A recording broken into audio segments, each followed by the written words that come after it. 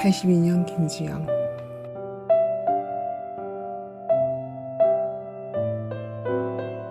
널브러진 장난감들 속에 황폐해진 정체성, 자지러지는 울음소리에 흩어지는 영혼, 온전히 평화로운 식사 시간을 기대할 수조차 없는 일상들에 인내력을 시험받는 기분이 들지언정 그나마도 그런 기분 따위에 휘둘릴 겨를조차 맘대로 갖지 못하는 삶, 연신 찾아대고 매달리는 우리의 사랑스런 에너지 넘치는 생명체들로 인해 잠시 눈 돌릴 여유를 챙기지 못하는 삶,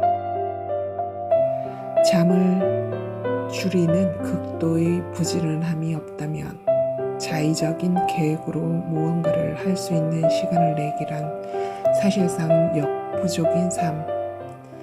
엄마니깐, 엄마여야 하니깐 겪어내야 하는 일상은 아이를 키우고 있거나 키워본 주부라면 누구라도 공감이 가는 삶이다.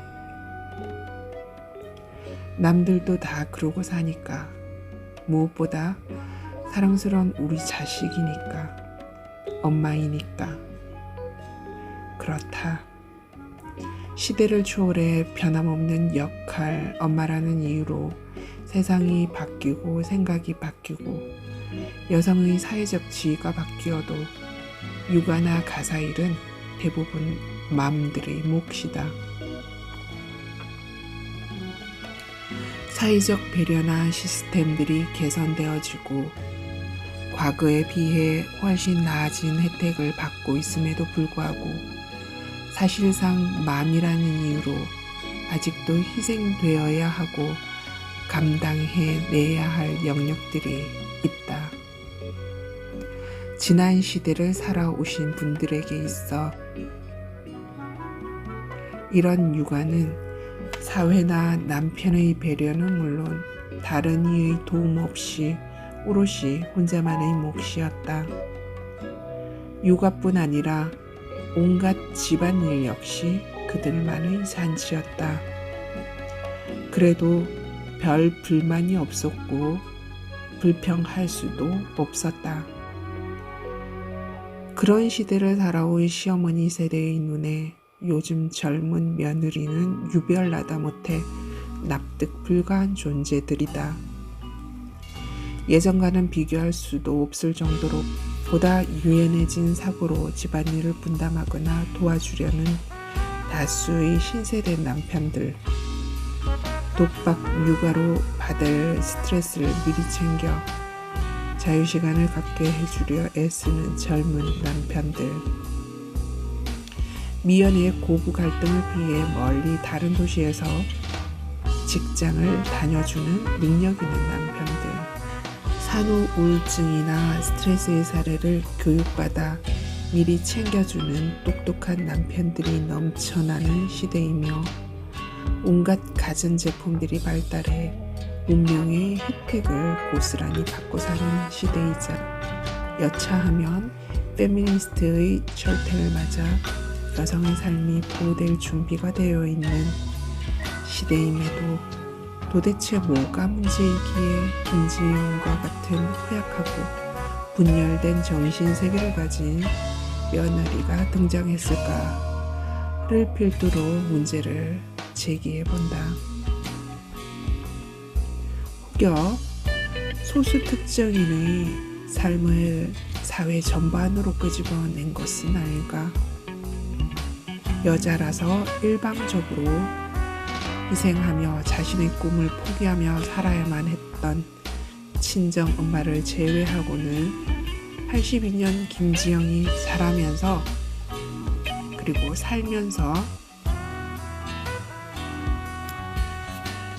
저렇게까지 그녀에게 정신이 분열될 정도로 위해를 가한 현실이 있긴 했었나? 그 시대엔 그랬어, 다 그랬어 라고 스스로를 대변하는 친정엄마의 삶을 보상해주기라도 하듯 작가가 소설을 조금 과장되게 풀어낸 건 아닐까 등 몇 가지 의문점을 품고 영화를 통해 세상 읽기를 해본다. 남자, 여자를 떠나 저마다 각자의 삶의 현장에서 감당히 해내야 하는 몫들은 있는 법이다.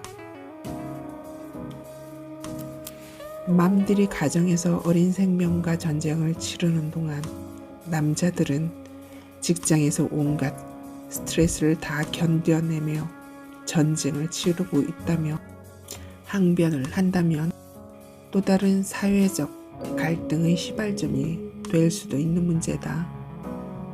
그러나 굳이 거국적으로 남북 분단의 책임론을 논하듯 남성, 여성의 성역할을 언급하며 사회적 논쟁의 불씨를 키울 필요는 없어 보인다. 그저 소설 속 김지영을 통해 이 시대를 살아가는 젊은 여성들의 삶을 애정을 갖고 한번 들여다보는 시간을 가져볼 뿐이다. 지영의 컨디션을 배려해 좀 더 쉬는 게 좋을 것 같다는 남편의 말에 내가 지금 쉬는 것처럼 보여? 라며 냉소적으로 던지는 지영의 대사를 통해 아내를 무척이나 생각하고 배려하는 그녀의 남편조차도 가정에서 벌어지는 육아전쟁의 고충을 제대로 파악하지 못한다는 것을 알 수 있다. 사실 그렇다. 번듯한 직장을 다니며 가정 경제를 책임지는 남편은 사회적으로도 가족 내에서도 언제나 배려받고 대접받는다.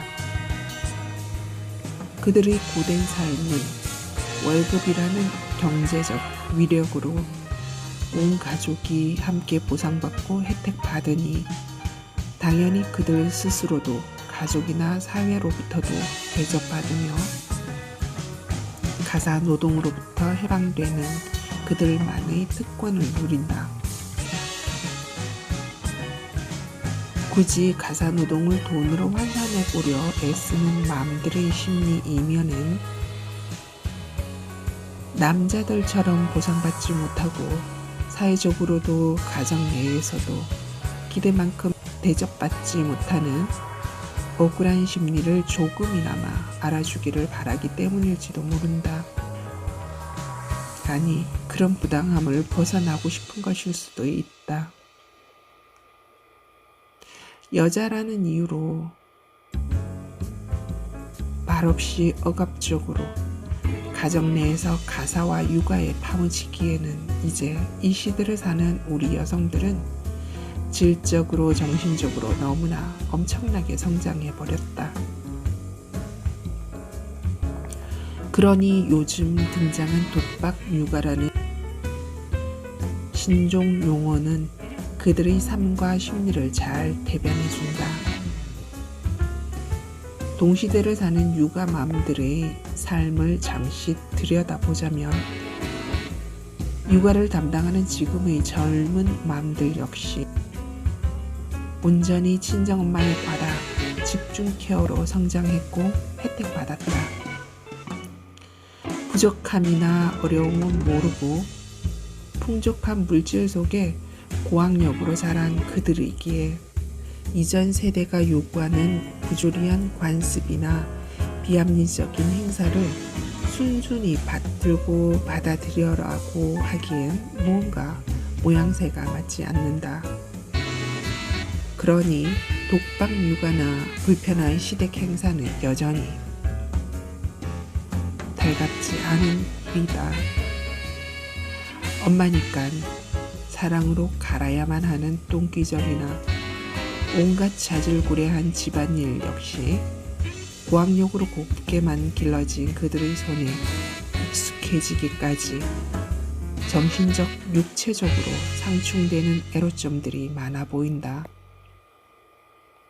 충분히 배려받는 듯하지만 여전히 보상받지 못하는 부당함에 불편함이 있다.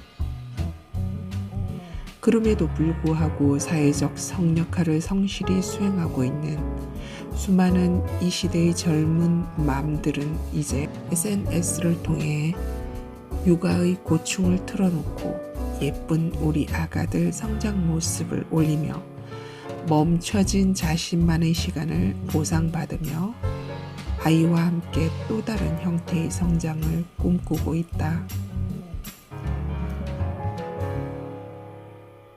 영화에서 독신의 씩씩한 지영의 언니나 자신의 꿈을 다른 형제를 위해 고스란히 내주었던 그녀의 친정엄마, 일과 육아의 어려움에도 꿋꿋하게 사회생활을 이끌고 있는 직장 동료들 등 모두가 사실상 여성에게 주어지는 시대적 굴레를 짊어지거나 극복하며 살아가는 용감무상한 이 시대의 여인상이다.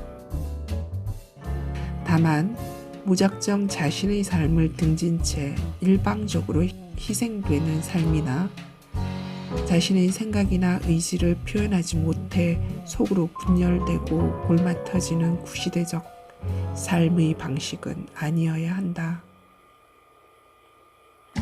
82년 김주영도 결국 자신의 삶을 글로 엮어내며 성화시키듯 자신만의 가치를 만들어간다. 육아, 가사, 시댁 등과 전쟁을 치르고 있는 이 시대의 여성들이 조금 더 세련되게 자신만의 방식으로 삶을 풀어내어 보다 주체적이고 선택적으로 본인만의 가치를 찾아내어 세상을 향해 나아가며 영향력 있는 삶을 살아내기를 기대해 본다.